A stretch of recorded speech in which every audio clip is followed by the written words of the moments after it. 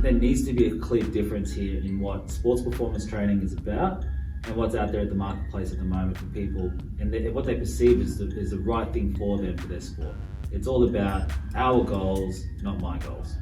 My perspective is that you're getting great value. You've got a coach coaching you through a program which has been carefully designed in a team environment, which is community, at a price, and you go as many times as you like, at a price of one standard personal training session. So why not do it? This day and age, people want everything for not much because there's a lot available, and I think that's what it's about. Is it just that the performance industry hasn't done it well because it takes time and effort and energy to do stuff that's individualised or personalised to some extent, which is what performance training should be.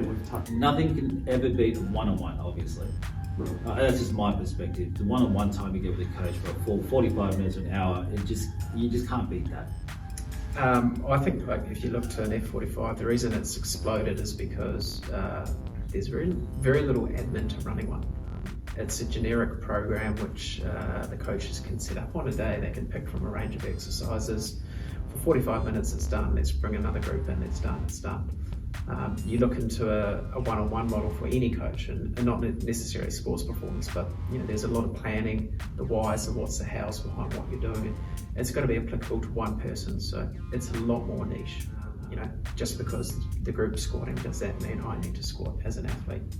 Just because the group's sprinting, does that mean I need to sprint? So the best model, in my opinion, is a small group model.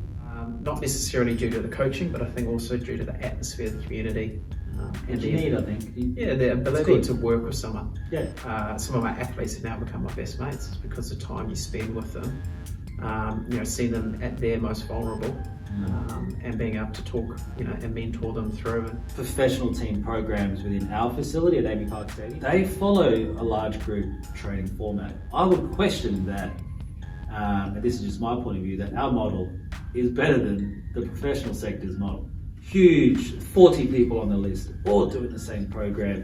And you've got two gym strength and conditioning coaches or high performance coaches on the gym floor helping these teams. Yeah, well, this comes back to coach capacity, which is one thing that I've been quite passionate with you about. If I have a team of 40 athletes and I'm responsible for all 40, then I'm not going to be able to give them individualised programs and give them my best value. A team-based program is very different to what you're talking about in terms of your box fitness class. Yeah.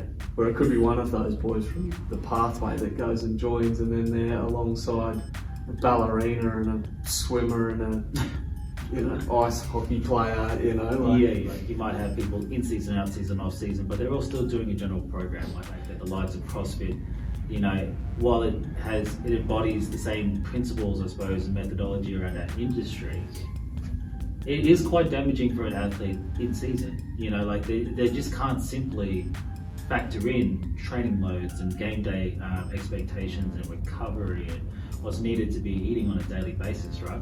So then it's actually helping them get fitter. It's fantastic, but I tell you now, that guy is getting injured 2 or 3 times a year. You've got to go back. You can't have what's ideal. You've got to go what your resources offer. And if your resources offer one coach and 2 hours a week, then you need to get your list of 60 players through an S&C session in 2 hours. If I'm going to have 50 blokes in the gym, and I've written up a template program, it's them being educated enough and having the common sense to say, Brett, do I need this? I've had an injury, or Brett, I haven't been training, I've been sick, should I be doing this?